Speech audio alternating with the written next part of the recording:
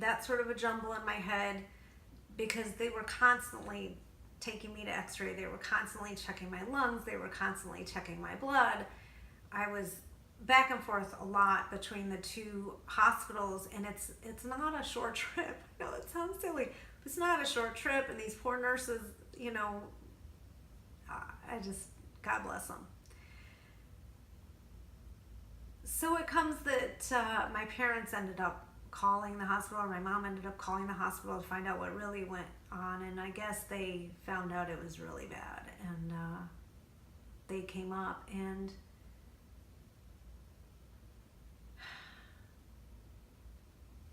still couldn't quite grasp what was happening. At some point, that crash was on the 15th. At some point, maybe in the evening of the 16th, I was sort of aware that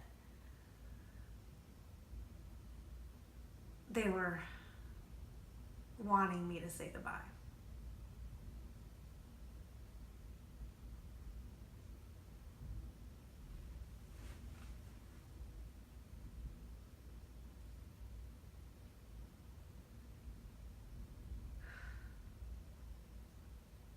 So I struggle with this a lot, and I'm going to talk about doubt in a lot of these.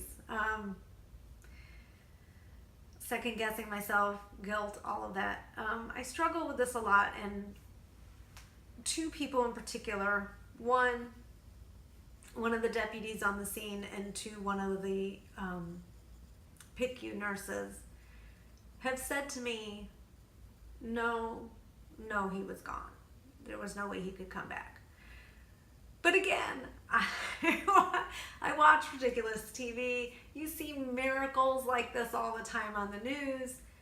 I'm thinking, oh, I don't think this is the right thing. He's squeezing my hand. He's squeezing my hand all the time. He was squeezing my hand, and it just didn't seem like, well, he's not there anymore. And in many ways, he still looked like himself. The nurses made sure of that. There was, you know, he was a beautiful boy.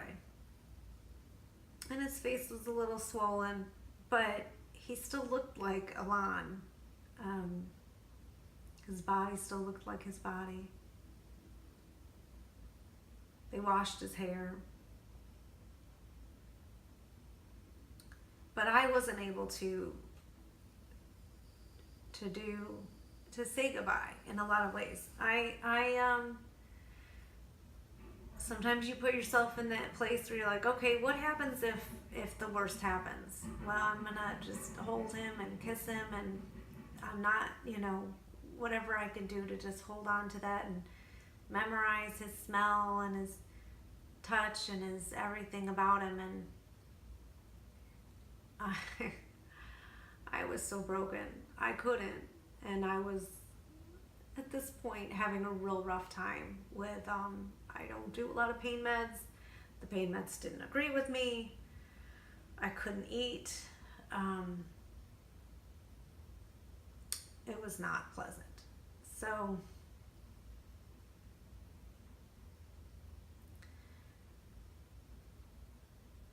they did some tests just to, I guess, prove that he was no longer there.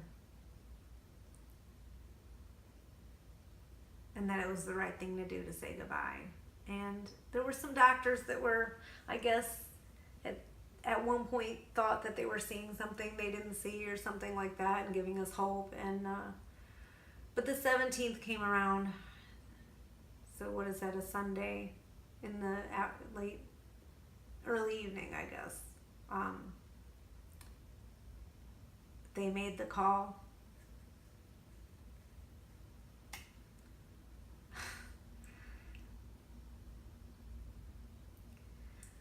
But I had already known that he was going to donate his organs. So we had,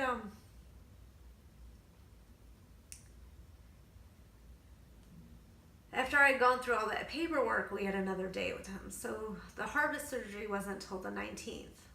And I had all of the 18th in his room with him. I still have his EKG. I haven't looked at it or listened to it or whatever you do with an EKG. They took some molds and prints of his hands and feet.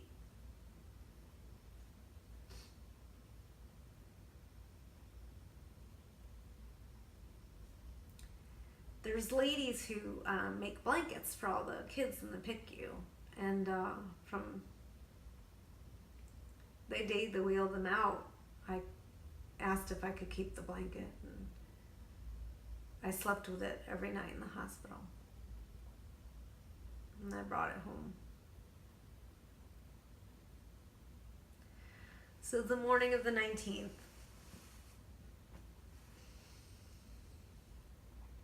I had to say goodbye to his body.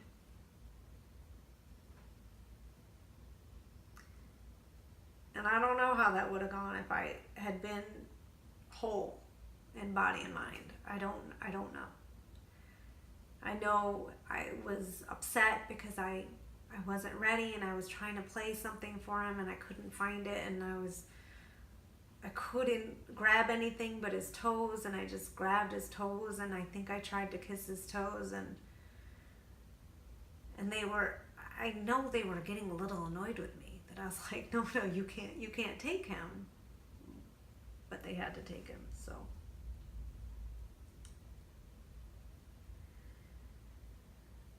After I got out of the hospital, I had some other opportunities to try and say goodbye to Ilan, and I've still never been able to do that. We had a memorial for him on what would have been his 10th birthday in September at his old school, and I did not get up to eulogize him. I had a chance in court during the sentencing hearing, and I did not eulogize him. And there's been other ceremonies where I've had a chance to get up and say goodbye and talk about who he was.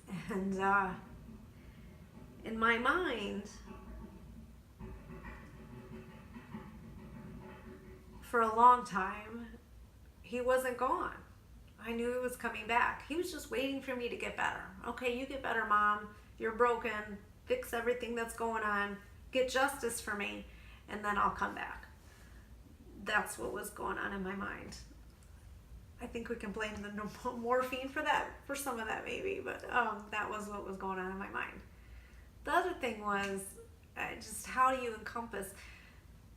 Granted, he had only 9, almost 10 years on this earth, but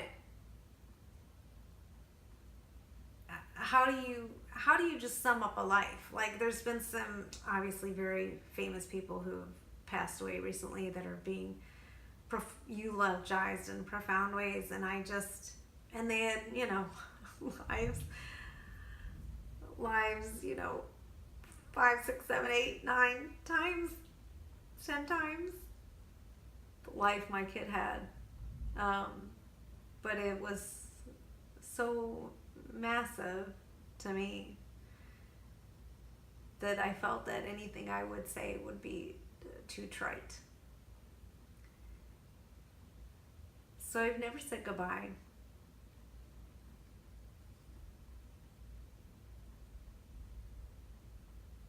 And I don't think I ever will.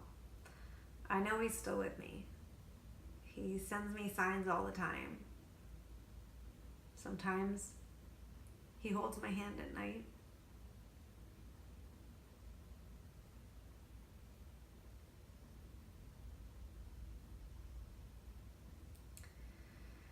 Yeah, I think that's a bit.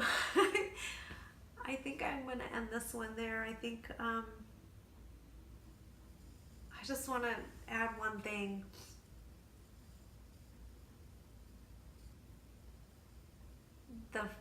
It was super important to me while I was in the hospital to thank the first responders. I just remember thinking that, and I'm telling you, I probably know, but I don't know as I'm talking to you now how many people were actually at the scene of my crash, but I know it's one of the worst ones they've had in that county. And it was a large number of people. And we got a chance to visit with a lot of the fire department personnel one day, my parents and I, and hearing what they did for us was incredibly helpful and healing for me, but I just wanted them to know that I was grateful and that I knew they did what they could and that none of it was their fault. Like, they didn't not save Ilan, you know. They gave him to me for several more days. And I was really, truly grateful for that. So, thanks for watching.